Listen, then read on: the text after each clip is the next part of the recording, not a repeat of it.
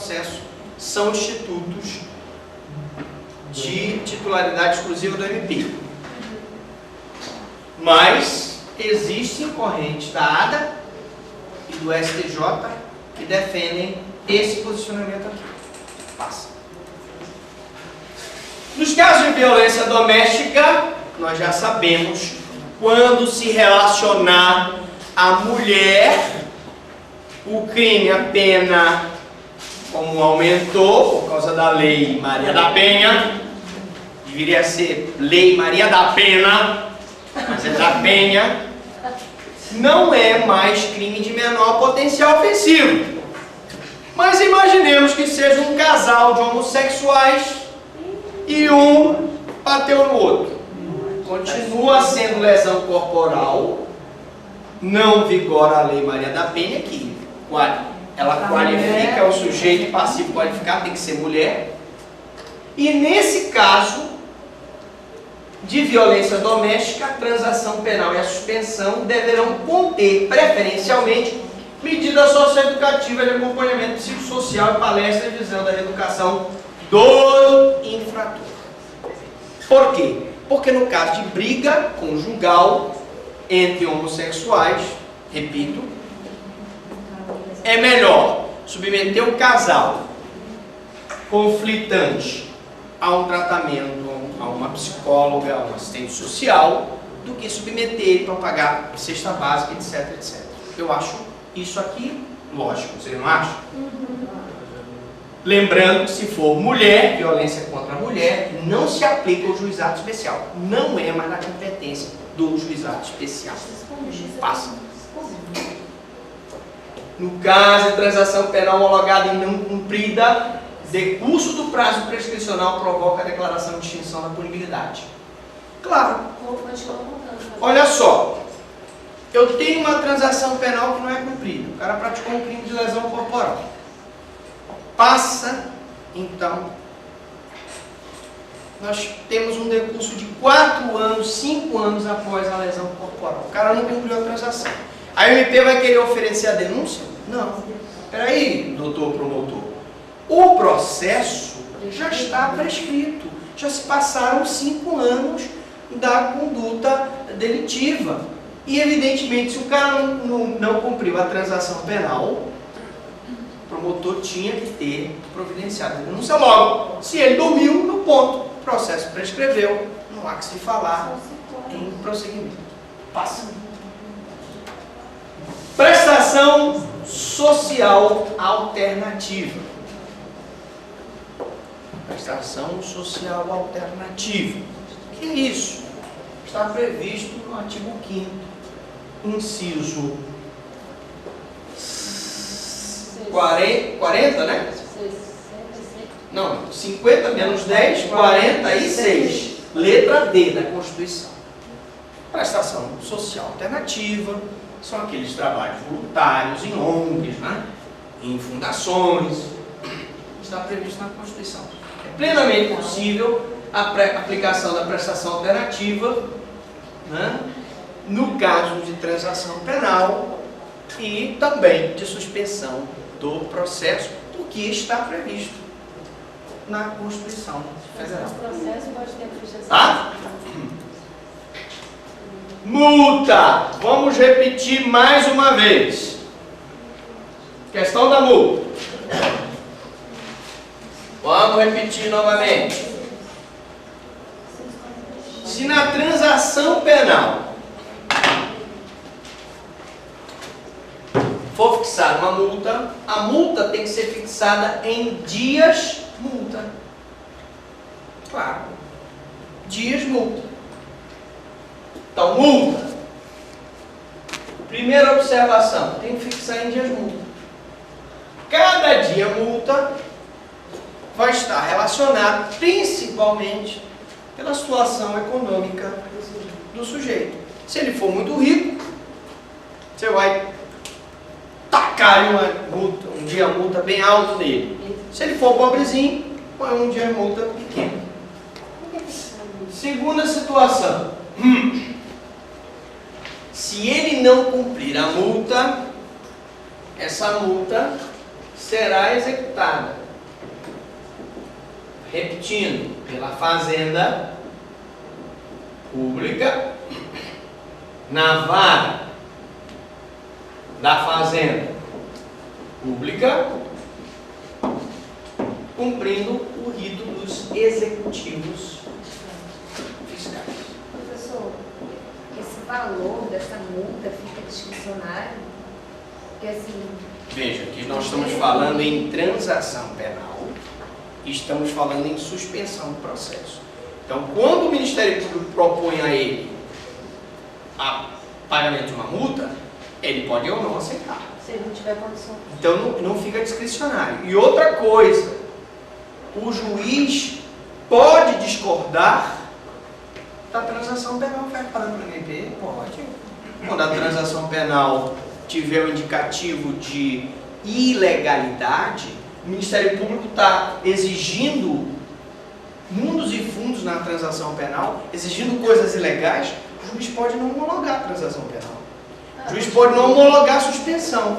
Então não fica discricionário, Fica assim. Embora, veja, embora vigore no juizado, atenção, pergunta de prova, no juizado especial vigora o princípio da discricionariedade regulada ou regrada. Significa dizer que, ao contrário do processo comum, onde vigora o princípio da obrigatoriedade e da indisponibilidade da ação penal pública, no juizado o promotor pode dispor da ação penal. Por quê? Porque ao invés de oferecer a denúncia, ele pode oferecer uma transação penal ou uma suspensão do processo. Se a multa não foi paga, o procedimento continua com o quê? Com a execução da multa. Nesses termos aqui. Passa. A multa decorrente da sentença deve ser executada pela Fazenda, portanto não é mais executada pela MP. E no caso de violência doméstica, deve-se evitar a aplicação de pena de multa ou prestação pecuniária. Já expliquei por quê. Primeiro, violência doméstica aqui que eu falo não está relacionado à mulher. Se for relacionado à mulher, não é da competência do juizado, mas então tem que ser um casal de homossexuais. Nesse caso, eu não vou aplicar multa e prestação pecuniária, porque vai se tornar inócua.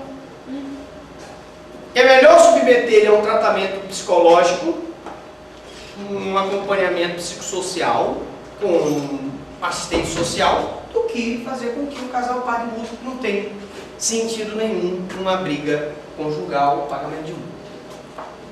Agora vamos para a suspensão condicional do processo.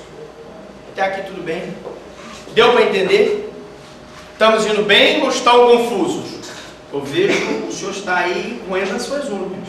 O senhor está preocupado. O senhor está entendendo mesmo? Olha que na prova, vem para arrebentar a prova, viu? O cidadão vai ler a prova, é só ler e cair duro no chão. Suspensão condicional do processo. Nas hipóteses em que a condenação não gera reincidência, é cabível a suspensão condicional do processo.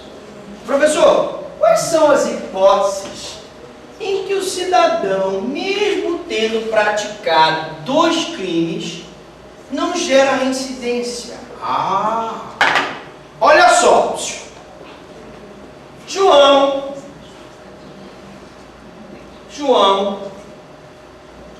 pratica o crime A no dia 20 de 10 de 2006.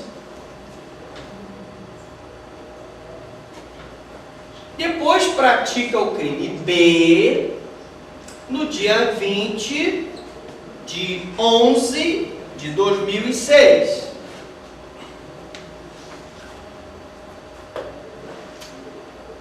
É processado pelo crime B,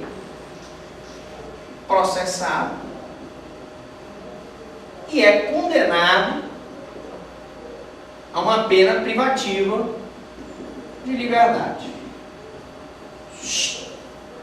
No dia